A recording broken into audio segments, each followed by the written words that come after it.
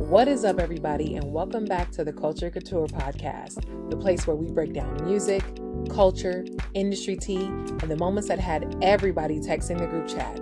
I am Ink, your music guru, and today we are talking about the 2026 Grammys, the wins, the snubs, the culture shifts, and yes, the drama. All right, I have to walk off.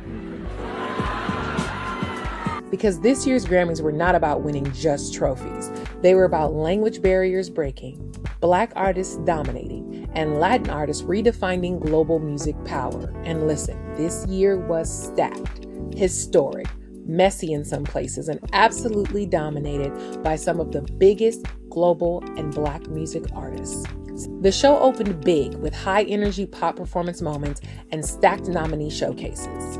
And honestly, the Grammys leaned hard into global pop crossover, women dominating pop categories, hip hop maintaining cultural leadership, and genre walls continuing to collapse. It's also worth noting this was Trevor Noah's final year hosting after 6 years, which honestly marks the end of an era for the Grammys, which was once dominated by witty global humor and more internet-aware hosting.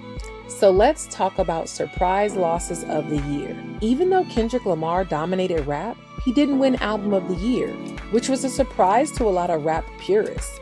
Also, several people had predictions on who was going to take pop categories based on a lot of pre-show buzz. Some folks argued, would Lady Gaga win Record of the Year or would it be Bruno Mars? And there was a lot of speculation on the competition for Song of the Year. This shows this air of competitiveness around the Grammys this year, especially since they leaned so hard into that global reach, that streaming dominance, and that cross-genre impact. This shows how cultural moments weighed heavier than chart moments for the Grammys this year. Without further ado, Album of the Year went to Bad Bunny. Bad Bunny winning Album of the Year for Debí Tirar Más Fotos was huge, mostly because this was the first time a Spanish language album won Album of the Year. I'm gonna say Eyes Out.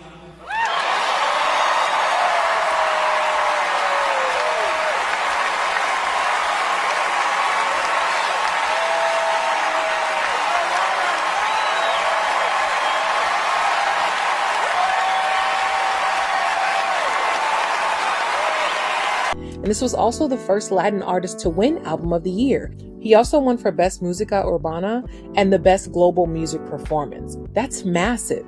Not just a Latin category, not just a global category, the main category, Album of the Year. The Grammys basically said global music is not a side category anymore. However, Bad Bunny winning Album of the Year really triggered some other debate. While there was celebration globally, there was a lot of debate domestically about language barriers, which is embarrassing. Because why are we arguing about what language someone speaks and what they deserve? A topic for another time. But that debate centers around what defines mainstream music right now. Historically, this was a barrier-breaking moment. Bad Bunny won over some musical powerhouses including Kendrick Lamar, Justin Bieber, Lady Gaga, Leon Thomas, Tyler the Creator, and Sabrina Carpenter. That's no small feat. Now let's talk about Black excellence, because this year it was loud and decorated. Kendrick Lamar had 9 nominations and won 5 awards. He basically lived on stage that night.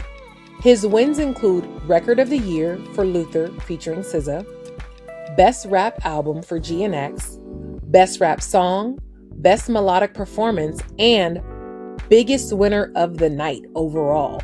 And culturally, this matters because this run pushed Kendrick to the most awarded rapper in Grammy history with 27 career wins, surpassing Jay-Z and Kanye West totals. That's generational legacy territory. But let's be real, coming off an almost 2-year run of Kendrick not getting off of that Canadian crooner's neck, people expected him to win Album of the Year. He sparked debate and controversy and led an amazing global tour with label mate SZA. So it left people questioning, was Kendrick Lamar snubbed? And even though Kendrick Lamar dominated overall wins, to win everything in rap but not Album of the Year created the usual conversation. Is rap respected in the top category? Culturally, Kendrick represents the fact that lyricism still matters, Rap is still political art, and hip-hop is still intellectual storytelling. If rap is dead, Kendrick Lamar did not get the memo. Now let's give flowers where flowers are due. Doechii won for Best Music Video for her song Anxiety, and y'all know I will always give it up for my girl. 10s across the board. Clips won for Chains and Whips, a song that coincidentally also features our biggest winner of the night, Kendrick Lamar. Yeah. Then we have Kehlani for Best R&B Song and Best R&B Performance for her song Folded, and that song really took the internet by storm. It even brought out some vocal pioneers and powerhouses, including the Madam, the vocal Bible, Brandy Norwood.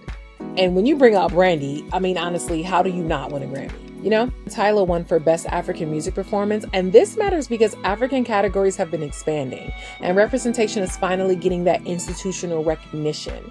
Afrobeats and African pop have become more embedded in a global music infrastructure. Song of the Year went to Billie Eilish for Wildflower, and Best New Artist was Olivia Dean. And I would be remiss if I failed to mention the beautiful and breathtaking tribute to the late, great D'Angelo. It opened up with Lauryn Hill performing alongside with their song, Nothing Even Matters. And I was ready to cry right then and there. You could throw me in a box and then turn me loose. I was ready to go right then and there.